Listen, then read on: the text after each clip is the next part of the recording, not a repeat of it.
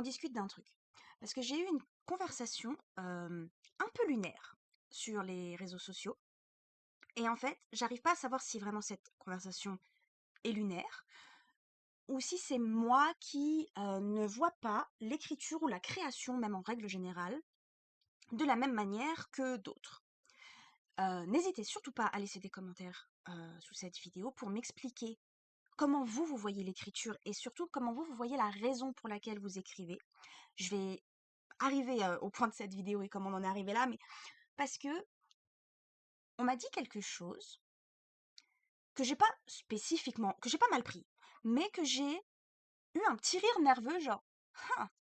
Et j'aime pas quand je suis comme ça. Oups là, je viens de faire tomber un truc, excusez-moi. Je n'aime pas quand je suis comme ça parce que pour moi, il y a autant de possibilités d'écrire et de raisons d'écrire qu'il y a d'auteuristes. Maintenant, des fois, des fois, il y a des choses qui sont dites et j'ai un peu de mal à comprendre comment on en arrive là. Peut-être que c'est moi le problème, très certainement, mon problème avec mes codes sociaux et tout ça. Donc, je vais donner mon avis, je vais donner mon opinion, je vais dire ce qui s'est passé. Et n'hésitez pas à faire pareil en commentaire, sachant que il n'y a évidemment pas de bonne ou de mauvaise réponse du moment que on ne s'attaque pas aux autres. Voilà. Donner son expérience est une bonne chose. Dire que les autres font de la merde ou font pas ou sont pas réfléchissent pas correctement. Là par contre, c'est pas good. Ok? Alors, par où toute cette histoire a commencé? Sur cette chaîne, il y a une vidéo ici qui je crois est toujours en ligne qui s'appelle Le talent n'existe pas. Et j'en suis je suis toujours à 2000% d'accord avec ça. Le talent pour moi, ça n'existe pas. Du tout. Genre, il y a même pas de. Pour moi, il n'y a pas de négociation ou me faire changer d'avis ou ce genre de choses. Le talent, pour moi, c'est quelque chose qui a été inventé dans le but de faire une hiérarchie au niveau de l'art, de l'écriture, de tout ce que vous voulez, de la création. Pour moi, le talent n'existe pas. Il y a eu une personne sur Threads qui a demandé, pour vous, c'est quoi le talent? Donc il y a plein de gens qui sont venus donner leur avis disant qu'est-ce qu'ils considéraient comme du talent. Du coup, bah, j'ai répondu. J'ai répondu en disant que j'allais donner mon opinion, cette opinion qui fait que tout le monde m'attrape tout le temps la veste, en disant que le talent n'existe pas. Il y a des gens qui m'ont attrapé la veste. Il y a des gens qui étaient d'accord, des gens qui n'étaient pas d'accord. Il y a des gens qui m'ont insulté. Voilà, vous avez quand même une manière de gérer euh, les avis contraires aux vôtres qui est un peu compliquée. Mais la personne qui répondait au post ne m'a pas, la personne qui avait fait le premier post auquel j'avais répondu, ne m'a pas insulté du tout. Il ou elle m'a demandé, elle m'a demandé pourquoi je disais ça, pour quelle raison. Du coup, j'ai expliqué que pour moi, déjà, pour moi, ça n'existe pas parce que l'écriture et l'art, c'est pas quelque chose qu'au bout d'un moment, comment dire, il y a toujours une évolution et un travail. On n'est jamais arrivé au sommet et on n'est jamais arrivé au mieux qu'on peut faire. On peut toujours apprendre. Donc déjà, je dis ça, qu'on pouvait toujours apprendre, que ça crée une hiérarchie que moi, je ne comprenais pas, qu'il y avait tellement de textes variés, tellement de façons d'écrire, tellement de choses que c'est impossible en fait de mettre une note entre guillemets sur ce qui est bon ou pas, tellement on a de goût également, et que la façon dont on écrit, elle dépend d'énormément de choses, qu'il y a des gens qui n'écrivent pas parce qu'ils n'aiment pas ça, qu'il y a des gens qui n'écrivent pas parce qu'ils ne peuvent pas, parce qu'il y a un problème entre guillemets réel, entre guillemets physique, un handicap, le manque de temps, une famille, etc. Mais que à la base, n'importe qui peut écrire un livre. N'importe qui a la possibilité d'écrire un livre. Les choses qui se mettent en travers de notre chemin, ce n'est pas un manque de talent, mais c'est notre situation ou alors le fait tout simplement qu'on n'aime pas ça. Et moi, je suis d'accord avec ça pour dire qu'il y a des gens qui peuvent avoir des facilités, comme dans tout, mais que le talent n'existe pas et qu'une personne qui a un talent, j'ai dit le mot talent, mais qui a un truc inné pour l'écriture, euh, s'il ne travaille pas, ça change rien. Si son environnement, sa situation familiale, financière, sa santé, là où il a grandi, il ou elle a grandi, son expérience, si tout ça, ça ne nourrit pas, l'inné ne sert à rien. Voilà. Bref, j'ai dit ça. J'ai dit ça et la personne m'a dit, bah alors ça sert à quoi en fait, de ton point de vue, d'écrire? Ça sert à quoi de créer? Ça sert à quoi de lire? Ce à quoi j'ai dit, j'ai pas explicité plus, mais j'ai dit, bah pour moi, le plus important dans l'écriture, c'est ce que ça apporte à l'auteur. Et là, on m'a répondu que c'était une pensée assez égoïste et que du coup, ça voulait dire que on ne pouvait pas lire les autres, qu'on ne pouvait pas, voilà, il y a eu tout un truc qui a été mis. Alors déjà, j'ai pas répondu après parce que non pas parce que j'ai été blessée ou quoi que ce soit, mais parce que mon anxiété était ailleurs et du coup répondre c'était compliqué. Et puis là, je vois pas l'intérêt de relancer le débat parce que ça va faire une semaine, je crois. Donc voilà, je vais pas relancer le truc. Je me suis retenue quand même de dire que j'avais dit dans mon précédent post que puisque tout était subjectif dans l'art et puisque on est si nombreux et qu'il existe autant d'écritures que d'artistes, que d'auteurs, auteuristes, que on a tous des goûts différents et tout ça, bien sûr que si c'est possible de lire les autres et d'apprécier le travail des autres et d'aimer le travail des autres et d'encourager le travail des autres, parce que tout simplement, il n'y a pas de hiérarchie. Voilà, on peut écrire le meilleur livre du monde et aimer le livre du copain, ou de la copine, ou des copaines, bref. Mais moi, ce qui m'a arrêté, c'est le fait que je dise ça, que je dise que le plus important dans l'écriture, pour moi, à mes yeux, puisque de toute façon, le talent n'existe pas, de toute façon, on est très nombreux, et de toute façon, la lecture existe, pour moi, l'écriture, le plus important, c'est ce que ça nous fait également ressentir. Sa question à la base, c'était pourquoi écrire? Voilà. Si tout le monde euh, peut écrire, si tout le monde écrit, si le talent n'existe pas, pourquoi écrire? Et donc j'ai répondu pour ce que ça procure à l'auteur, autrice, auteurice. Et on m'a dit que bah j'étais égoïste de penser comme ça, que c'était une pensée en tout cas qui était égoïste. Et ça m'a fait réfléchir sur pourquoi on écrit. Genre vraiment. Parce que moi, ma façon de voir l'écriture, et en tout cas de voir mon écriture, elle est ainsi. Je n'aime pas ce que j'écris. Je ne trouve pas que je suis bonne autrice. Je ne trouve pas que j'ai quelque chose qui me permet d'être entre guillemets au-dessus des autres, qui me permet d'avoir été publiée.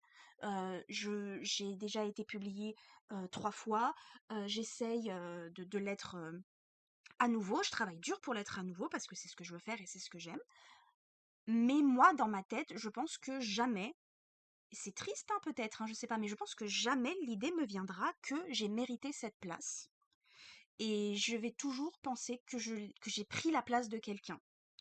Hem, donc du coup, avec cette pensée-là, en réalité, bah, c'est difficile pour moi de me dire que mes textes ont une place, dans le paysage littéraire, que mes textes apportent quelque chose. La raison pour laquelle j'écris, c'est pour moi. J'écris parce que j'ai besoin de m'exprimer. J'écris parce que il y a un bordel dans ma tête que je ne peux pas garder à l'intérieur. C'est pas possible. Et c'est pour ça que j'écris. Je ne vais pas dire que je publie également uniquement entre guillemets pour moi. Je pars du principe que l'on écrit pour soi, c'est ma façon de voir les choses, que l'on écrit pour soi et que l'on publie pour partager quelque chose avec les autres. Moi, je parlais de l'écriture. Je parlais pas de la publication. Du coup, je ne sais pas si, dans le raisonnement de cette personne, quand, cette personne m'a dit que ma pensée était égoïste, de ne penser qu'à moi, entre guillemets, quand j'écrivais, je ne sais pas si cette personne, incluait, je sais pas si ça se dit, si cette personne mettait la publication également dedans et pas juste l'écriture, si c'était un tout. Mais du coup, ça m'a fait penser à toutes ces personnes, tous ces auteurs, autrices et auteurices que je vois sur les réseaux sociaux avec tous les débats sur la troisième personne, est-ce qu'on lit le prologue, est-ce qu'on doit écrire avec un titre anglais ou des livres qui s'écrivent qui se passent en Amérique, est-ce qu'on doit écrire ça, on doit écrire ça, et du coup je me rends compte qu'à la phase de l'écriture, il y a énormément de gens qui prennent en compte les lecteurs, lectrices, lectrices. Et comprends pas. Je comprends pas, à moins qu'on soit dans une phase de partage, justement. Donc, si vous êtes sur des réseaux sociaux, par exemple, pas des réseaux sociaux, des plateformes d'écriture, par exemple, ok, je comprends qu'on prenne en compte les avis des lectrices. Moi, personnellement, à l'époque où j'étais sur Wattpad et où j'ai un petit peu été sur Plume d'Argent, et l'époque où j'étais sur Skyblog, n'oublions pas mes fanfictions Jonas Brothers sur Skyblog, euh, j'écrivais énormément de chapitres à l'avance, justement parce que je ne voulais pas être influencée par ce que disaient les lectrices dans les commentaires. Mais je peux tout à fait comprendre, écrire au fur et à mesure et voir où ça nous mène avec l'aide des lecteurs, lectrices, lectrices. Euh, Dans la publication, évidemment, il y a toute une pensée, surtout si vous êtes en maison d'édition, qui est de vendre le bouquin et de penser aux lecteurs, lectrices, lectrices et ce que les gens veulent lire. On est d'accord ou on n'est pas d'accord avec ça. Moi, c'est quelque chose qui ne me dérange pas. Moi, je veux bosser avec des maisons d'édition euh, pour plein de raisons. Mais du coup, il me faut accepter aussi que les maisons d'édition pensent ainsi et que si cette maison d'édition veut les moyens de me publier, il faut qu'elle euh, trouve des moyens, justement, financiers, et que donc du coup, il y a des règles à suivre. Voilà, bref. C'est un autre sujet, une autre discussion, mais si jamais vous voulez qu'on en discute, on peut en discuter aussi. Donc, je comprends pour tout ce qui est plateforme d'écriture, je comprends pour tout ce qui est publication, mais je vais admettre ne pas comprendre pour ce qui est de l'écriture. Je ne comprends pas, et éclairer ma lanterne, hein, vraiment, hein, c'est vraiment pas une critique ou quoi que ce soit, mais je ne comprends pas comment on peut écrire pour les autres quand on est seulement dans une phase d'écriture.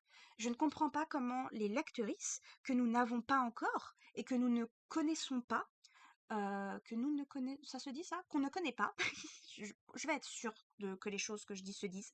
Voilà, sachez que je suis en pyjama sous ma couette en train d'enregistrer ça, que je suis malade et que je suis insomniaque en ce moment. Donc, parler, c'est compliqué.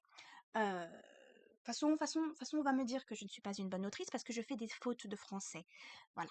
Parce que les gens ont encore du mal à comprendre que parler, écrire, c'est pas la même chose et que bref l'écriture on peut revenir en arrière. C'est pour ça que je préfère l'écriture à la parole parce que la parole quand on a dit ce qu'on a dit, bah c'est trop tard. Bref. Sorry, j'ai toussé, excusez-moi. Je vous ai dit, je suis malade. Mais du coup, oui, je ne comprends pas comment on peut avoir les lecteurs, lectrices, lectrices en tête au moment de l'écriture. Parce que déjà, je pense que ça nous bloque, que ça nous empêche de faire ce qu'on aime faire. Moi, je pense que oui, il y a des règles d'écriture, mais que les règles sont également... Si on connaît les règles, c'est pour mieux les briser. Je vais jeter un autre unpopular opinion là-dedans, mais c'est vrai qu'on discute souvent de la romance et je vois souvent sur internet des gens parler de la romance et du fait que si votre romance, du coup, entre guillemets, n'a pas une fin heureuse, ce n'est pas une romance, parce que les codes de la romance font que. Moi, je ne suis pas d'accord avec ça. Moi, je pense que justement, les codes existent pour être utilisés, pour être modifiés, pour être complètement détruits également. Et que, enfin, que maintenant, il y a tellement de choses à lire et tellement de choses à dire que peut-être qu'on pourrait se décrocher de certains codes. Mais je peux comprendre que ce soit mon avis et pas l'avis des autres. Je peux tout à fait le concevoir parce que bah déjà je suis pas une énorme lectrice de romance non plus, donc du coup oui, bah oui, du coup, le fait que j'en ai une pensée différente, ça s'explique par là déjà. Mais du coup, en fait, moi j'ai aussi toujours vu ces codes comme quelque chose qui m'empêchait d'écrire, tout simplement. C'est-à-dire qu'à partir du moment où je me mettais à réfléchir à tout ça, eh ben je me mets à douter de mes idées, douter de ma façon d'écrire, ma plume, douter de mon travail, douter de tout ça, alors que j'en suis uniquement à la phase de l'écriture. Et quand je dis que on écrit alors, alors qu'on ne connaît pas nos lectrices, je le pense vraiment, parce que j'arrête pas de dire tout le temps à tout le monde, et j'essaye de me le dire à moi-même également, peu importe comment vous écrivez, peu importe ce que vous écrivez. Si vous voulez y mettre une échelle, bon, mauvais, même si vous y mettez une échelle, peu importe. Il y a des gens qui vont adorer votre livre, et des gens qui vont le détester. Des gens qui n'en ont rien à faire, des gens qui vont le trouver sympathique, des gens qui vont trouver bof. Et de toute façon, votre bouquin sera impacté énormément par la visibilité qu'il aura. C'est-à-dire qu'on peut écrire un best-seller qui ne se vendra jamais, tout comme on peut écrire entre guillemets une purge, mais entre gros guillemets parce qu'on est en train de dire que ça n'existe pas, bien sûr, mais on peut écrire un très mauvais livre et que entre guillemets, et que celui-ci soit super connu. Parce qu'en fait, il n'y a pas que l'écriture qui rentre en compte, il y a aussi tout le travail éditorial derrière et surtout tout le travail promotionnel. Ça joue énormément le travail promotionnel. Vraiment. Et donc du coup, ça veut dire que notre bouquin, il va se retrouver ou ne pas se retrouver devant tout un panel de lecteurs, lectrices, lectrices qui ont des expériences différentes, que ce soit dans leur vie privée, professionnelle ou même des expériences de lecture, qui ont des goûts différents, des avis différents, tout, une situation familiale différente, une situation face à l'argent différente, bref, une relation avec l'écriture également ou avec l'art en général différente. Et donc, du coup, comment on peut espérer que toutes ces personnes-là aient exactement le même avis sur un livre? Et du coup, comment on peut espérer satisfaire tout le monde? Et si on ne peut pas satisfaire tout le monde, si c'est impossible de satisfaire tout le monde, ce qui est impossible, et ça par contre, I will die on this hill, comme ils disent, parce que je sais pas comment le traduire, mais en gros, vous me ferez pas changer d'avis là-dessus. Si on ne peut pas promettre que tout le monde aura le même avis, bon ou mauvais, hein, sur un livre, comment peut-on écrire ce livre avec les lectrices en tête? C'est pas possible. C'est impossible. Je, j'ai énormément de mal à comprendre en quoi ce genre de pensée peut être égoïste. J'ai énormément de mal à comprendre comment on peut créer sans se mettre soi en avant. C'est peut-être un peu un ego trip, hein, mais je ne comprends pas comment on peut créer euh, involontairement, parce que j'ai une idée qui vient de me passer par la tête, qu'on peut créer involontairement quelque chose qui ne nous ressemble pas et qui n'est pas de nous et qui ne nous fait pas ressentir des choses. Je dis involontairement parce qu'on peut très bien choisir de se challenger un petit peu et d'aller à l'encontre de ce qu'on écrit habituellement. Actuellement, par exemple, moi j'écris un livre à la première personne du singulier et au présent. Et si vous me suivez et que vous me connaissez un peu, vous savez que c'est une narration que moi j'ai beaucoup de mal à lire pour plein de raisons. Je crache pas dessus, hein, mais moi, c'est vrai que une narration première personne présent, euh, je- c'est plus compliqué pour moi de rentrer dedans. Et je me suis décidée à bosser comme ça pour me challenger et pour essayer quelque chose de nouveau. Donc c'est volontairement que je vais à l'encontre de ce que j'écris, vous voyez. Mais il n'empêche qu'on va quand même parler d'anxiété, de dépression, d'anges et de démons et d'amour queer. Donc, du coup, il reste quand même énormément de moi. Et je ne vois pas en quoi c'est égoïste de penser à soi en premier. Déjà parce que bah, c'est notre art, il est à nous, il est censé nous plaire même s'il ne nous plaît pas, il est censé nous correspondre. J'ai l'impression que c'est aussi un peu ce qu'on attend de nous, en dehors de ceux dans le fond qui n'ont pas compris la DA de cette chaîne et de moi en règle générale, et qui pensent encore qu'on peut séparer l'art de l'artiste, alors que c'est pas possible, parce que c'est l'artiste qui fait l'art, et justement, je pense qu'on s'attend à ce que l'artiste donne quelque chose de soi, plus ou moins important évidemment, on n'est pas obligé forcément de jeter ses tripes dans le papier, il y a des petites histoires que j'aime bien dire bêtes et méchantes, mais qui en réalité sont super, et qui sont très agréables à lire, et j'aime beaucoup écrire aussi du bête et méchant par exemple, mais je pense que quand on publie son livre, on signe une sorte entre guillemets de contrat avec les lecteurs, lectrices, lectrices, qui est un contrat de on nous a fait confiance et donc du coup ce que je dois partager ça doit être sincère. Voilà. Et donc je ne vois pas en quoi c'est égoïste si je décide d'être sincère.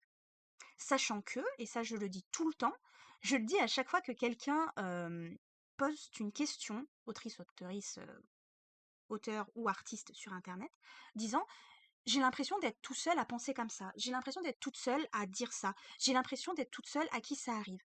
Nous ne sommes, dans aucune situation, jamais tout seul. Jamais. Je vais dire un truc qui va sonner un peu blessant quand on sort comme ça, quand on le sort comme ça, donc restez avec moi. On n'est pas unique. En tout cas, pas de cette façon-là. Moi, je suis tout à fait d'accord pour dire qu'on est unique dans la façon dont on est, chaque personne, encore une fois, influencée par nos expériences, notre environnement, blablabla. Je suis d'accord pour dire qu'il y a très certainement des livres plus ou moins uniques, même si je pense que l'originalité existe encore, mais c'est vrai que c'est un sujet aussi sur lequel j'ai beaucoup d'opinions, de pensées contradictoires. J'ai pas encore décidé de si l'originalité existe encore ou si elle était morte, de mon point de vue. Moi, mon point de vue, c'est que de toute façon, l'un ou l'autre, je m'en moque, tout simplement. Mais si tout ça, ok, peut faire de nous ou de notre œuvre quelque chose d'unique, quand on regarde, quand on recule et qu'on regarde le tableau dans son intégralité, nous sommes tous des êtres humains et on n'est pas unique. Aucun sentiment que l'on ressent n'est ressenti pour la première fois. Aucune injustice à laquelle on fait face est une première injustice. Euh, aucune joie également, aucune pensée, aucune façon d'être n'est jamais 100% unique. Pourquoi j'en suis arrivée là? Oui, parce que, parce que du coup, si vous écrivez votre texte avec sincérité, si vous écrivez, à mes yeux, hein, si on écrit son texte en mettant à 2000% du soi dedans, eh ben on n'est pas tout seul. Il y a forcément des personnes qui ont ressenti ça, qui ont pensé ça, qui aiment ça ou qui détestent ça, qui ont vécu une expérience similaire, qui vont se reconnaître. C'est obligé, parce que je ne suis pas unique. Il y a forcément des gens qui pensent comme moi, des gens qui ressentent comme moi, et avons-nous tort, avons-nous raison, ça c'est tout autre chose. Euh, mais je ne suis pas unique. Et du coup, si je ne suis pas unique, euh, ma façon de penser ne peut pas être égoïste, puisque forcément, une fois partagée, elle va forcément résonner avec quelqu'un. Vous voyez ce que je veux dire? Du coup, donnez-moi votre avis. Il n'y a pas de bonne ou de mauvaise réponse. Dites-moi, dites-moi. Essayez peut-être de démêler quelque chose qui est un peu emmêlé dans mon cerveau. Laissez-vous aller sur ce que vous pensez de ce genre de choses. Pour qui est-ce que vous écrivez? Euh, et j'ai vraiment hâte de les lire. Je réponds pas forcément en ce moment, c'est un peu compliqué niveau sociabilisation et anxiété sociale. Mais sachez que si je mets un cœur à votre commentaire, c'est que je l'ai lu. Je réponds pas toujours, mais je l'ai lu. Et jamais, jamais, je demanderai à l'IA de vous répondre parce que je trouve ça ridicule d'avoir une plateforme avec un espace commentaire pour créer des communautés et installer un ordinateur de merde pour répondre. Voilà. Ça, c'était mon petit pic contre YouTube. J'espère que vous allez bien et à la prochaine.